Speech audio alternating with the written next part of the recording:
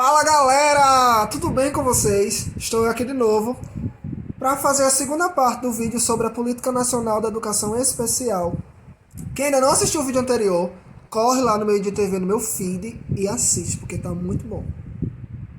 No vídeo de hoje, a gente vai elencar e caracterizar toda a Política Nacional da Educação Especial, conhecer alguns artigos e decretos que fazem parte da PNE, assim como outros acontecimentos históricos e normativos que introduzem e fundamentam toda essa política nacional da educação especial. Vamos lá? O primeiro capítulo da Política Nacional da Educação Especial é o capítulo introdutório. Ele vem dizer que o movimento mundial pela educação inclusiva é um movimento a respeito de defesa de uma ação política, cultural, social e pedagógica desencadeada em defesa dos direitos de todas as crianças e todos os alunos a aprenderem a estarem junto, convivendo e participando sem nenhum tipo de discriminação. Então, mediante esse primeiro capítulo introdutório, a gente começa já a perceber que a política nacional ela já se fundamenta a algo a nível mundial, a nível universal. Não é algo que ele é colocado somente e deve ser atuado unicamente no nosso país. É algo que deve ser feito universalmente. Vai para o histórico da educação inclusiva no nosso país e como as pessoas com deficiências elas têm um histórico de diferenciação na sociedade ao longo dos anos, a gente percebe 4 marcos, né? Que isso aqui eu também já falei anteriormente, mas é sempre bom a gente ressaltar isso, porque é de extrema importância nesse contexto. E o primeiro ponto é a exclusão, né? As pessoas com deficiências, elas eram totalmente exclusas da sociedade. Elas eram vistas como pessoas indiferentes umas das outras. E até hoje é perceptível que tem pessoas que pensam dessa maneira, que as pessoas com deficiência, elas devem ser exclusas dos demais. Na verdade, nós sabemos que é o contrário. Existem limitações, evidentemente, para cada deficiência, mas existem a forma de superá-las. E é isso que a gente percebe ao longo dos anos. Após o movimento da exclusão, a gente compreende também o movimento de segregação, onde as pessoas com deficiências elas eram separadas e forçadas a ficar em grupos específicos. Ainda assim, distanciado das pessoas sem deficiência. Após todo esse processo de segregação, a gente percebe o processo de integração. As pessoas com deficiência, elas já começam a se integrar junto com as pessoas normais, mas ainda com medidas separativas, certo? Posteriormente é que a gente percebe o momento de inclusão, que é justamente as adaptações feitas à sociedade, escola e família, às necessidades especiais de alguns indivíduos. Então a gente tem todo esse histórico aí. E no capítulo introdutório, a Política Nacional da Educação Especial, ela vem trazendo justamente isso. Essa igualdade, essas pessoas que devem ser igualitárias no sentido político, cultural, social e pedagógico. Vamos para o que vem por seguir. O segundo capítulo da PNE, ela vem dissertar a respeito dos marcos históricos e normativos, que inclusive eu quero ler para vocês esse parágrafo que eu achei ele muito pertinente, ainda com a realidade que muitas escolas vivem hoje. A escola, historicamente, se caracterizou pela visão da educação que delimita a escolarização como privilégio de um grupo. Uma exclusão que foi legitimada nas políticas e práticas educacionais reprodutoras da ordem social.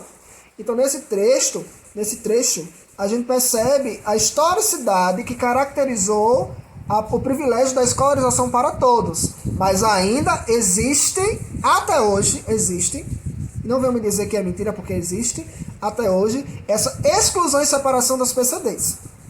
Continuando. A partir do processo de democratização da escola, evidencia-se o paradoxo inclusão-exclusão, quando os sistemas de ensino universalizam o acesso, mas continuam excluindo indivíduos e grupos considerados fora dos padrões homogeneizadores da escola. Ou seja, a educação ela foi universalizada para todos, mas o acesso e a maneira como essa inclusão acontece ainda é o quê? Precária. Ainda não é uma coisa homogênea para todos. Não é uma coisa que conseguiu, está impactado. Todo mundo consegue estar incluso no ambiente escolar. Não. Continuando. Assim, sob formas distintas, A exclusão tem apresentado características comuns nos processos de segregação e integração, que pressupõem a solução, naturalizando o fracasso escolar. Lembra desses 4 processos que eu falei anteriormente? Exclusão, segregação, integração e inclusão. A inclusão, até hoje, em alguns momentos, ela passa a ter características semelhantes à segregação e da integração. Ou seja, aí fica aquela indagação.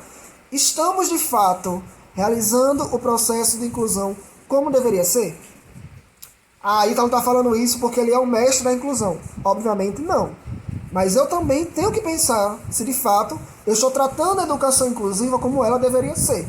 E a política nacional, no segundo capítulo, ela traz justamente essa reflexão acerca das atitudes que estão sendo tomadas. É tanto que ela começa a elencar os marcos, os decretos que foram efetivados, os marcos que tiveram sucesso. E é isso que a gente vai ser pautado agora. O segundo capítulo ainda continua dizendo que a educação especial ela se organizou tradicionalmente como atendimento educacional especializado. Esse atendimento educacional especializado era substitutivo ao ensino comum, evidenciando diferentes compreensões, terminologias e modalidades que levaram à criação de instituições especializadas, escolas especiais e classes especiais. E aí, nesse processo, nós temos duas grandes escolas da educação inclusiva. No Brasil, no ano de 1854, a gente tem o atual Instituto Benjamin Constant, o IBC, e o Instituto dos Surdos Mudos, em 1857, que hoje é denominado Instituto Nacional da Educação dos Surdos, o INES. Ambos se localizam no Rio de Janeiro. Então, o atendimento educacional especializado, ele não acontecia dentro das instituições regulares de ensino. Ele era realizado em instituições típicas para as pessoas com deficiência. E aí, ao longo dos anos, os estudiosos, eles perceberam que as pessoas com deficiências, elas conseguiam se desenvolver mais quando estavam com as pessoas ditamente sem deficiência. Agora, chega na parte da PNE, que é uma das partes que eu acho mais interessante, que ela começa a elencar todos os marcos históricos e normativos. E ela começa no ano de 1961, com a Lei 4.024, que é a LDBEM, a Lei de Diretriz e Base da Educação Nacional, e ela discorre a respeito de que o atendimento educacional às pessoas com deficiência passa a ser fundamentado pela LDBEM e aponta que os direitos à educação dessas pessoas devem ser preferencialmente realizados dentro do sistema geral de ensino, não mais somente pelas instituições referentes ao AEE. Passa agora a ser também trabalhada e tratada dentro do sistema geral de ensino. Anos depois, especificamente em 1971, se eu não estou enganado, que eu acredito que não, surge a Lei 5.692, que ela vai alterar a LDBEM, ao definir que o tratamento especial para alunos com deficiência física e mentais, os que se encontram em atraso consideravelmente quanto à idade irregular de matrícula e os superdotados, não promove a organização de um sistema de ensino capaz de atender às necessidades educacionais especiais e acaba reforçando o encaminhamento dos alunos para as classes e escolas especiais. Se você me perguntar, professor Ítalo, você concorda nesse ponto? Pessoal, de uma certa forma, sim. Porque existem tipos de deficiência que, infelizmente, as escolas e os profissionais de educação, eles ainda não estão capacitados para trabalhar com tipos de deficiência. Então, é interessante que, além da escola tratar da inclusão, também das pessoas com deficiência física ou mental, existam as classes e escolas especiais. Até porque não acaba trazendo para o professor da educação especial toda uma responsabilidade que deve ser feita por uma equipe multiprofissional. Então, nesse sentido, eu concordo. Em 1973, o MEC, o Ministério da Educação, ele cria o Centro Nacional da Educação Especial, que ele é responsável pela regência e gerência da educação especial no Brasil. É importante também lembrar que nesse período ainda não era efetivado uma política pública de acesso universal à educação. permanecendo somente a concepção de políticas especiais para tratar da educação dos alunos com deficiência. Não era algo universalizado que possibilitava as pessoas com deficiência, os alunos com deficiência, a terem uma educação universalizada. No que se referia aos alunos com superdotação, apesar do acesso ao ensino regular, não era organizado um atendimento especializado que considerasse a singularidade de suas aprendizagens. A gente também tem toda essa situação, né? Não era universal, mas os alunos com superdotação, eles participavam das escolas regulares, mas não existia um atendimento educacional especializado também para eles. Pelo fato de eles serem superdotados, não devia ter um acompanhamento? É uma crítica também que a gente tem que ser feita. Poderia ficar de fora da fundamentação da PNE é a Constituição Federal de 1988, mais especificamente o seu artigo 3, inciso 4, que cita o seguinte trechozinho para vocês. Promover o bem de todos sem preconceito de origem, raça, sexo, cor, idade e quaisquer outras formas de discriminação. Vamos lá, né? Isso é sempre bom a gente relembrar, né? Também não fica de fora é o Estatuto da Criança e do Adolescente, o ECA, com a Lei número 8.069/90, que diz que os pais ou responsáveis dos seus pupilos ou de seus filhos devem matriculá-los na rede regular de ensino. E na década de 90, nós temos dois documentos que são indispensáveis e importantíssimos para a educação inclusiva. No ano de 1990, surge a Declaração Mundial de Educação para Todos. 4 anos após, no ano de 1994, surge a Declaração de Salamanca. Quem nunca ouviu falar da Declaração de Salamanca não está estudando direito, hein? E elas passam a influenciar a formulação das políticas públicas da educação inclusiva. Tá vendo aí como são importantes? Em 1994 também é publicada a Política Nacional de Educação Especial, orientando o processo de integração instrucional. Era só instrucional. Anteriormente, a Política Nacional da Educação Especial, ela surgiu como só uma forma de instruir, e que condicionava o acesso às classes comuns do ensino regular àqueles que possuíam condições de acompanhar e desenvolver as atividades curriculares programadas no ensino comum no mesmo ritmo que os alunos ditos normais. Então, ela só habilitava que aqueles alunos com deficiência que tivessem condição de acompanhar os alunos ditos normais estavam habilitados a ficar nas escolas regulares. Está lá na página 19 da Política Nacional da Educação Especial de 1994. E aí a gente percebe que a política ela não provoca uma reavaliação de como o ensino inclusivo e da educação especial deve ser tratado. Ela só mantém a responsabilidade do atendimento educacional especializado pelas instituições responsáveis, como aquelas instituições que eu falei anteriormente. Não trata ainda a escola como uma potencializadora do ensino especial, da educação especial e inclusivo. É tanto que, posteriormente, essa política ela foi toda reformulada e está para ser reavaliada novamente, como eu falei no vídeo, na parte 1 desse vídeo. A LDBEM, a Lei número 9.394/96, no artigo 59, preconiza que os sistemas de ensino eles devem assegurar aos alunos currículos, métodos, recursos e organizações específicos para atender às suas necessidades. Então aí a gente já percebe que está começando a tomar forma as instituições de ensino para atenderem aos alunos com deficiência e tratar a inclusão como ela deve ser tratada. E aí no ano de 1929, 21 anos atrás, gente, tá vendo como não temos muito tempo? 21 anos atrás, tem o decreto número 3.298, que ele regulamenta a lei 7.853 de 89, ao dispor sobre a política nacional para a integração de pessoas portadoras de deficiência. Olha só o que define. Define que a educação especial como uma modalidade transversal a todos os níveis e modalidades de ensino, enfatizando a atuação complementar da educação especial ao ensino regular. Então aí a gente já tem esse impacto de que a educação especial também ela deve ser tratada no ensino regular. E aí, quando eu falo ensino regular, é nos diferentes níveis de ensino. Educação infantil, ensino fundamental, ensino médio e educação do ensino superior.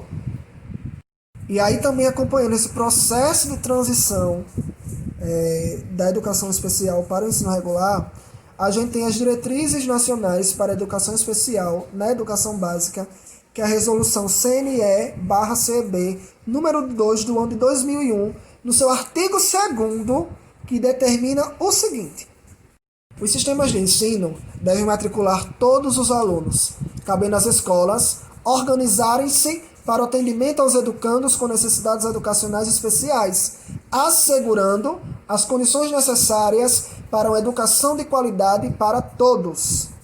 Então a gente tem aí a reafirmação de uma questão que vem sendo lutada. Estamos nessa luta pela inclusão. Mas a gente já começa a ter voz e tomar forma. E aí, posteriormente, a gente tem o Plano Nacional de Educação, PNE, com a Lei número 10.172 de 2001, que destaca uma frase que eu achei muito importante. É o grande avanço que a década da educação deveria produzir seria a construção de uma escola inclusiva que garanta o atendimento à diversidade humana. Seria fantástico, né, gente? Isso.